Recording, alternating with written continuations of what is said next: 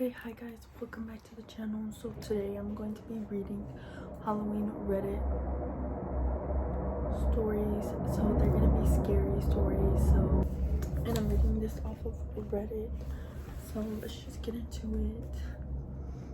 When I was about 13, my mom and dad invited around our previous neighbors from the block of flats we lived in until I was 5 years old. Anyway, I'd been sent to bed but could still hear everyone talking about this and that until the woman neighbor said, "Hey, Dixie's mom, do you remember when Dixie used to complain that there was someone in his room? Well, there is a family that just moved in the floor above you about who have a 3-year-old son. He's complaining of the exact same things Dixie did. I'd move out."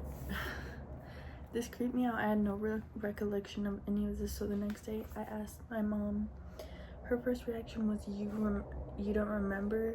Then she told me all about the weird stuff that used to happen. Footsteps up and down the hall, shit going missing and stuff.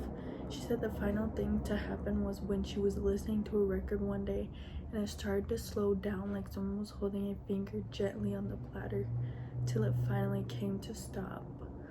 Mom said she snapped at this point and started shouting, "Will you leave us the fuck alone?"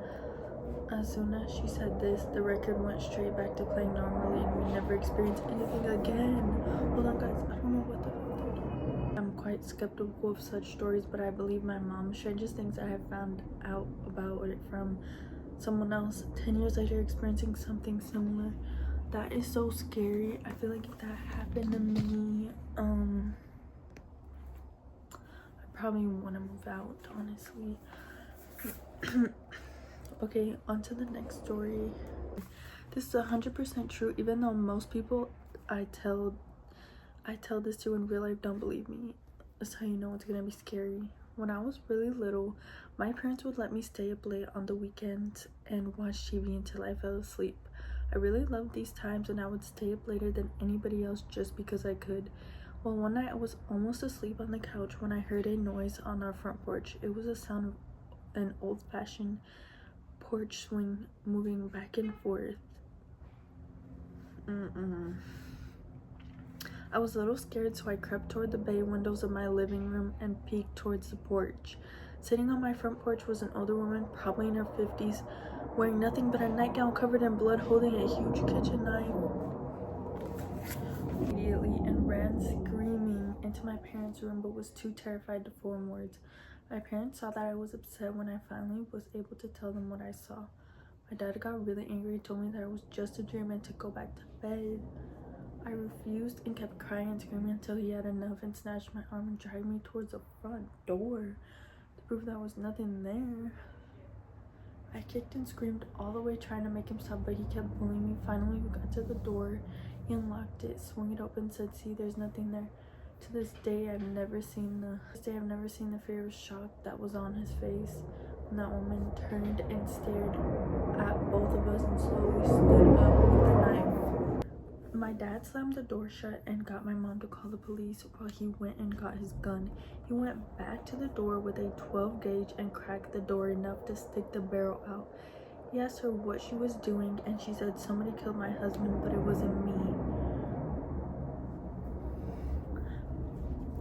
My dad told me that the police were coming and she freaked out, grabbed the knife and walked away. The police found her 15 minutes later trying to break into one of our neighbors' houses. I thought it was a ghost.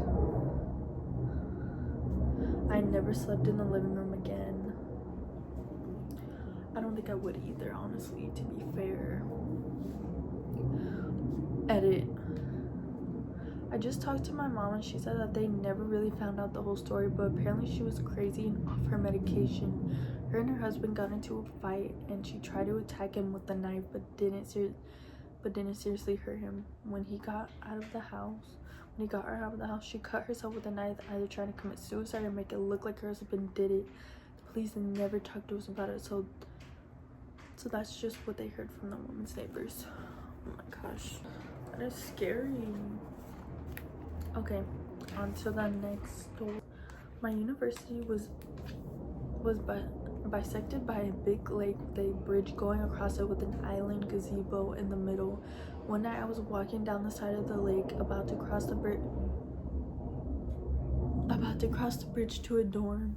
On the other side, I was walking down the sidewalk. I noticed some kid in a gray and white hoodie with the hood up, walking across the section of the bridge on my side of the gazebo towards my sidewalk. I didn't think anything of him until I walked by a big tree which blocked my line of sight for a second. When I got past the tree, I happened to glance back at the bridge and there was no one there. Ghost. He couldn't have possibly walked off the bridge.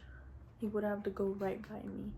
And if he had turned around in the split second I couldn't see him, he wouldn't have had any time to get back all the way back up to the island. Either he was gone. This gets creepier. About a year later, I was about to tell the story to my friend who had been abroad this semester. He'd never heard it. Before I even got to get to what I was gonna say, he cut it with, "Wait, did you see a guy in a hoodie disappear?" Yes, he had seen something like that freshman year.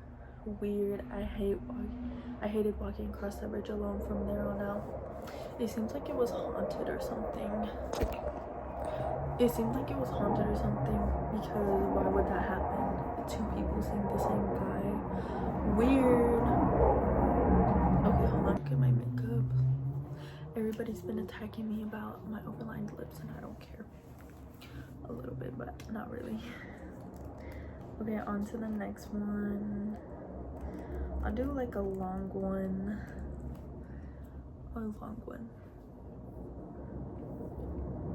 So when I was younger, we frequently visited my grandparents around holidays, even though we didn't live in the same town. My aunt lived 2 houses down from my grandparents. The lady in the house between was creepy. She was a large woman, over 6 feet. She wore leggings. She wore logging chains around her neck, a dress, and work boots. The only time I remember seeing her outside was either in her garden in the back or when she was washing the outside of her house, scrubbing the actual building. She did this often. I don't think I've ever seen anyone do that. During these times, she would yell at us kids and call us kinds of things. She would tell us the devil would be coming for us. The adults told us to leave her alone to avoid her. We would run the distance between my aunt and my grandparents because when you passed by, she was watching out the windows. It was creepy and we never went alone. Imagine you just walk by your neighbor's house and they're looking out the window at you. One Halloween, one of the cousins dared us to trick-or-treat her house. I remember how scared I was, but I didn't want to be a chicken. Plus, I was going with the group. One of us rang the doorbell and there was a lot of banging noise in the house, suddenly like door slamming. When she answered the door, she had a severed head in her hands and we all went screaming. That caught me right there. What? The adults told us it was a Halloween prop and we knew we shouldn't be bothering her and deserved to be scared. About a month later, my parents got a phone call that lady tried to kill my aunt while she was bringing in groceries and had my young cousin in her arms. The lady had one of them rope saws and had come up behind my aunt with it. She put it over her head and around her neck and proceeded to saw. My aunt naturally flipped and started kicking the door. My uncle came and beat the lady down with a fire poker. Hold on. The police investigation revealed that the woman had been digging tunnels under her home, which were coming up under my aunt, my grandparents, and another neighbor's house.